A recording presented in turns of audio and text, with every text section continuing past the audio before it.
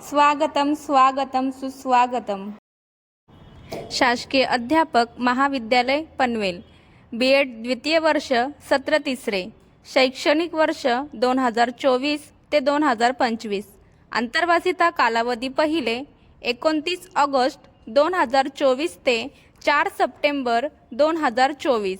अंतर्वासिता कालावधी दुसरे 18 सप्टेंबर 2024 ते 26 ऑक्टोबर 2024। अंतर्वासिता कालावधी तिसरे 18 नोव्हेंबर 2024 ते 7 डिसेंबर 2024। गट क्रमांक 3, शाळेचे नाव केया बांठिया माध्यमिक विद्यालय नवीन पनवेल।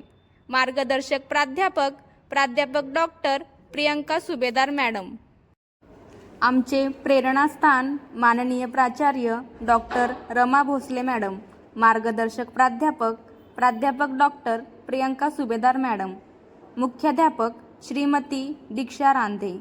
उपमुख्याध्यापक श्री संकेत तोरसकर। पर्यवेक्षक श्रीमती स्वाती ठाकरे। वेळापत्रक प्रमुख श्रीमती प्रेरणा कनाके। हजेरी प्रमुख श्रीमती उषा लोणे। सांस्कृतिक प्रमुख श्री करण गरड। ICT प्रमुख श्री विक्रम दळवी। शासकीय अध्यापक महाविद्यालय पनवेल अंतर्गत गट क्रमांक 3, सुधागड एज्युकेशन सोसायटी या संस्थेचे केशरचंदजी आनंदरामजी बांठिया माध्यमिक विद्यालय नवीन पनवेल। मार्गदर्शक प्राध्यापकांसोबत छात्र अध्यापक। शाळेची इमारत 3 मजली असून शाळेतील प्रत्येक विद्यार्थ्यांना ऐतिहासिक वस्तूंची माहिती होण्यासाठी शाळेच्या पहिल्या मजल्यावर चित्र स्वरूपात काही किल्ले व त्यांची माहिती दर्शविणारे पोस्टर लावण्यात आले आहेत। तसेच समाजासाठी ज्यांनी आपले मोलाचे योगदान दिले अशा समाजसुधारकांचे फोटो व त्यांचे कार्याचे पोस्टर लावण्यात आलेले आहेत। सराव पाठ। छात्र अध्यापक संकेत तोरसकर विज्ञानाचा सराव पाठ घेताना। DNA कशाने बनलेलं असतं? न्यूक्लिक आम्ल, बरोबर आहे? त्या पद्धतीने RNA सुद्धा कशाने बनलेलं असतं? न्यूक्लिक आम्लाने बनलेलं असतं। दिसतंय का? अजून DNA 4 घटकांनी बनलेला असतो, परंतु RNA शर्करा, फॉस्फेटचे रेणू आणि काय दिसतं बघा, सायटोसिन, ॲडेनिन आणि युरॅसिल यांनी बनलेला असतो। छात्र अध्यापक करण गरड मराठीचा सराव पाठ घेताना। तर आता बघा, शब्दयोगी अव्ययामध्ये काही शब्द येतात, म्हणजे जे शब्द येतात शब्दयोगी अव्ययामध्ये ते शब्द इथे दिलेले आहेत। तर मी तुम्हाला वाचून दाखवतो, लक्ष द्यायचं इकडे। म्हणजे शब्दयोगी अव्ययामध्ये शब्दाला जोडून येणारे हे शब्द असतात। आणि छात्र अध्यापिका प्रेरणा कनाके विज्ञानाचा सराव पाठ घेताना। शास्त्रज्ञ आहे, याने कॉलनी या संकुलनाचा शोध लावला आहे। यांना 1906 मध्ये पुरस्कार मिळाला आहे। कशासाठी यांना पुरस्कार मिळाला? उत्तर द्या। छात्र अध्यापक विक्रम दळवी इंग्रजीचा पाठ घेताना। This poem is written by Christina Rossetti. Okay. Third poem is Oh you that are so strong and cold. Strong and cold. Oh blower. छात्र अध्यापिका स्वाती ठाकरे मराठीचा पाठ घेताना।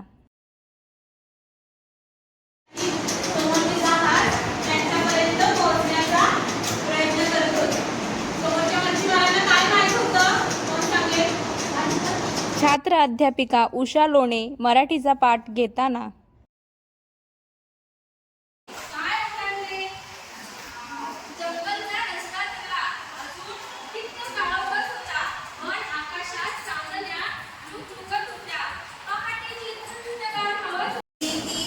पाणी, तसेच पोषक तत्वे व हवेतील कार्बन डायऑक्साईड यांच्या साह्याने काय आणि सूर्यप्रकाश यांच्या साह्याने आपले अन्न स्वतः तयार करतात। त्या क्रियेला काय बोलतात?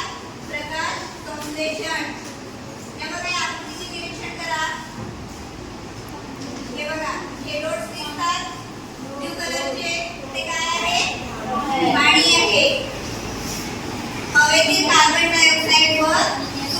विषयाधिष्ठित पाठ क्रमांक 1 महावीर इंटरनॅशनल संस्थेअंतर्गत कपडे की थैली मेरी सहेली पाठ घेण्यात आले.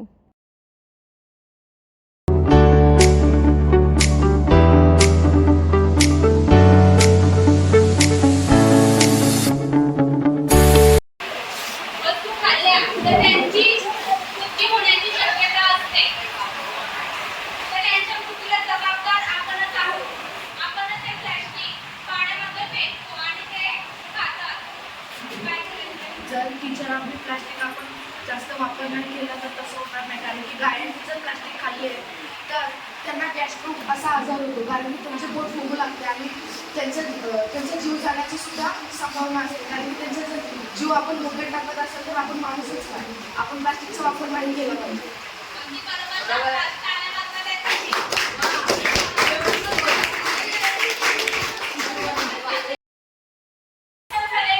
झाले का नाही? हे बघा हा कासव. त्याचा पूर्ण आकारात चेंज झालाय. कशामुळे? प्लास्टिकमुळे. प्लास्टिक काय होते? नष्टच होत नाही ते. हे बघा तसंच असतं.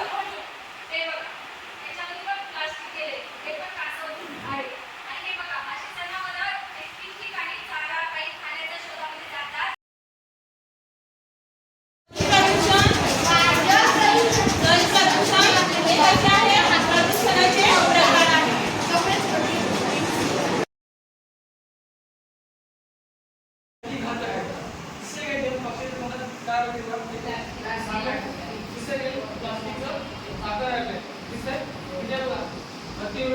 प्लास्टिक खाताना तुम्हाला त्यामुळे काय होतं ते तसेच त्यांच्या शरीरात गेले जातात. किंवा समजा इथे हा पक्षी आहे, दुसरे पक्षीच्या इकडे काय होते प्लास्टिकचा कचरा.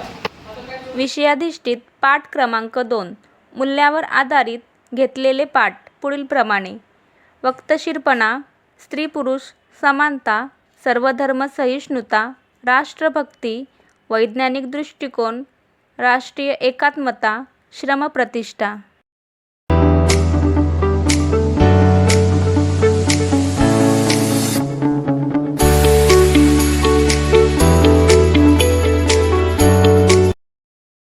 काही जण कसे असतात ऑफिसमध्ये बसून काम करत असतात. म्हणजे ते काय करतात? मानसिक श्रम करत असतात. बरोबर आहे? ते म्हणजे शारीरिक श्रम आणि मानसिक श्रम यांना काय दिले? कमी. जो शारीरिक श्रम करतो त्याला काय दिले जाते? कमी महत्त्व दिले जाते. आणि जो मानसिक श्रम करतो त्याला काय दिले जाते? जास्त महत्त्व दिले जाते. ही दोन घटक काय असते? कामाची वर्गवारी किंवा विभागणी केली जाते. समजलं? कामाची विभागणी कशी प्रकारे केली जाते? कोणासाठी? अनुभवी शिक्षकांसोबत छात्र अध्यापकांचे सह अध्यापनाचे पाठ. मालवणी भाषा आहे, जरा समजण्यासाठी थोडीशी अवघड आहे, परंतु ती अतिशय गोड आहे. अशा भाव आपण हे पाठामध्ये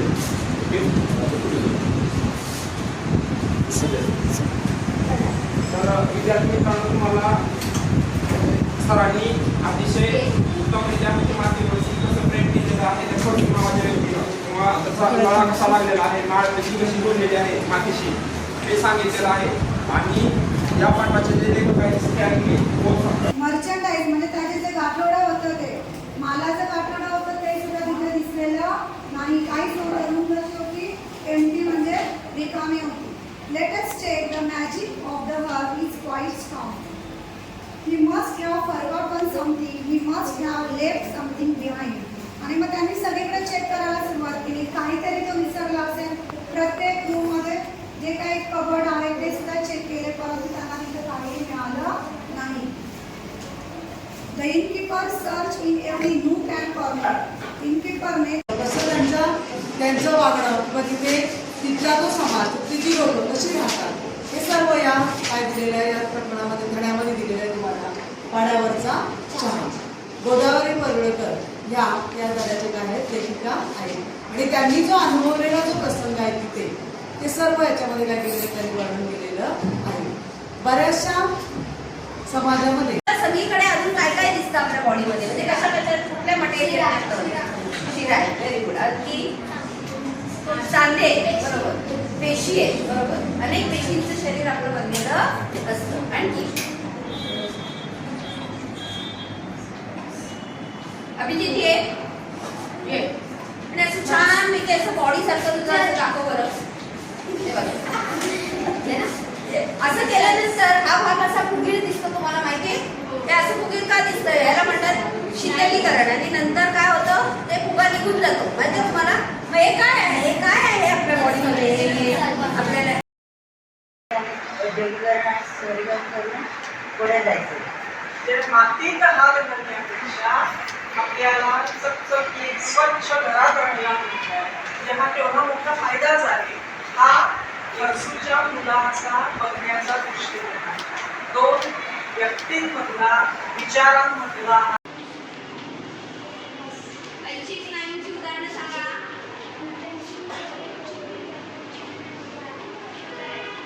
ऐच्छिक म्हणजे याचा अर्थ आपल्या इच्छेनुसार होणारे स्नायूंचे हात आणि पाय, बरोबर. आणि अनैच्छिक उभं राहून उत्तर द्यायचं, बरोबर. हृदय, फुफ्फुस, पचन क्रिया, रक्त विसरण हे का आपल्या एका पेशीने बनलेले आहेत, त्यांना आपण एक पेशी म्हणलो. आणि काही सजीव हे अनेक पेशीने बनलेले आहेत, त्याला आपण काय म्हणलं? बहुपेशीय. त्याचप्रमाणे आपण ही जे छोटे छोटे सूक्ष्मजीव आहेत, त्या छोटे छोटे सूक्ष्मजीवामध्ये आपण विचार केला तर ते सूक्ष्मजीव आपल्याला डोळ्यात दिसत नाहीत. पण ते सूक्ष्मजीव कुठे आहेत? एक तर हवेत आहेत, एक तर जमिनीवर आहेत किंवा पाण्यात आहेत. मग जमिनीवर, हवेत आणि पाण्यात मार्गदर्शकांचे मार्गदर्शन घेऊन सर्व छात्र अध्यापकांनी दिनांक 9 ऑक्टोबर 2024 रोजी घटक चाचणी घेतली.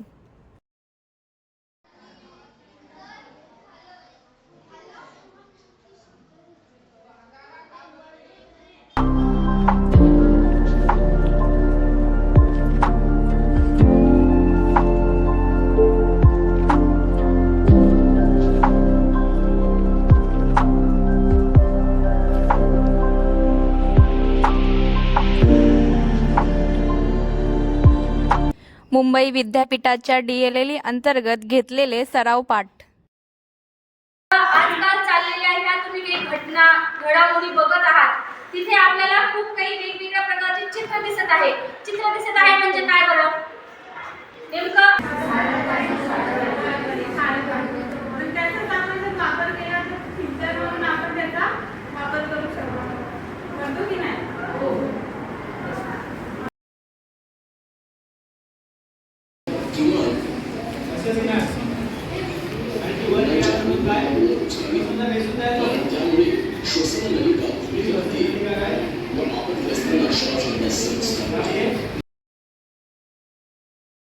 वापर करायचा त्याला आपण कचरा व्यवस्थापन असे म्हणणार.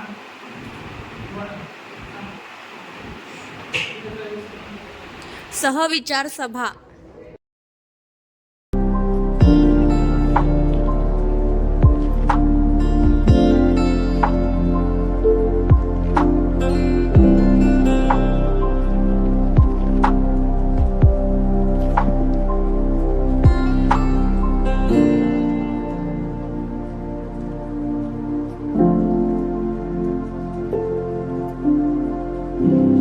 मार्गदर्शन समुपदेशन. इयत्ता 5वी ते 10वीच्या विद्यार्थ्यांना छात्र अध्यापकांनी वेगवेगळ्या विषयांवर मार्गदर्शन केले. मार्गदर्शन समुपदेशनाचे विषय पुढीलप्रमाणे: करिअर मार्गदर्शन, अभ्यास का व कसा करावा, वाचन सुधारण्याची पद्धत, पर्यावरण संरक्षण एक जबाबदारी, व्यक्तिमत्व विकास सकारात्मक, आरोग्य.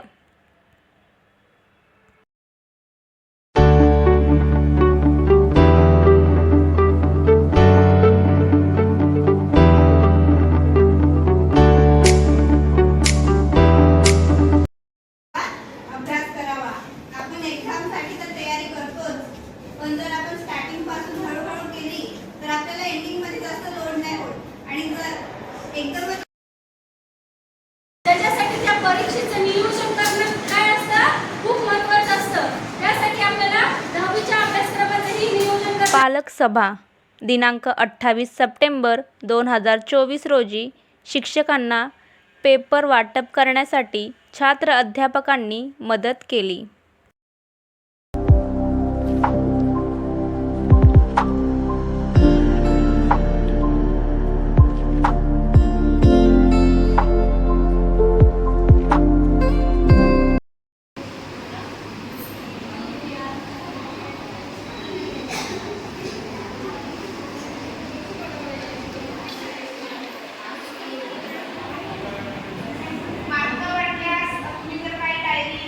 समाजकार्य. आंतरवासितेच्या कालावधीमध्ये केलेले समाजकार्य. पोषण आहार वाटप. शिक्षकांना पेपरचे गठ्ठे लावण्यात मदत केली. शिक्षकांना इयत्तेनुसार प्रगती पुस्तक लावण्यात मदत केली.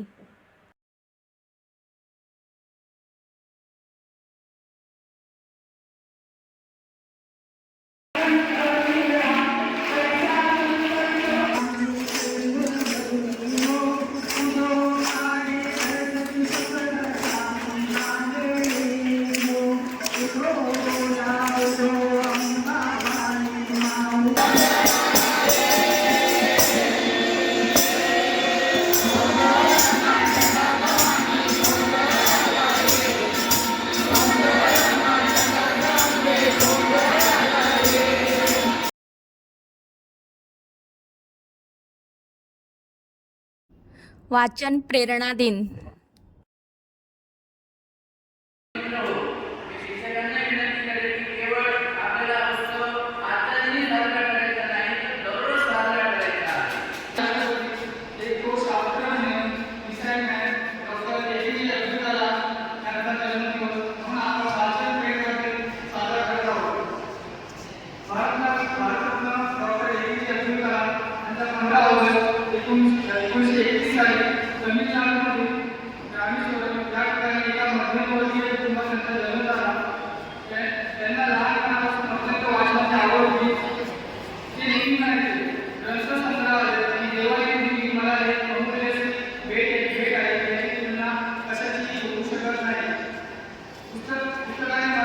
महापरिनिर्वाण दिन.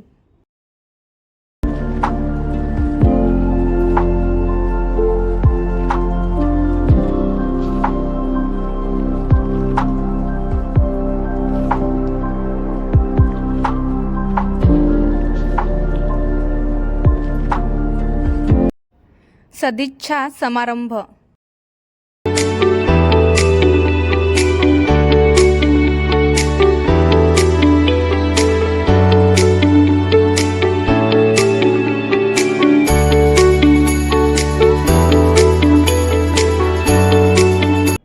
आंतरवासिता कालावधीमध्ये आम्ही काय शिकलो?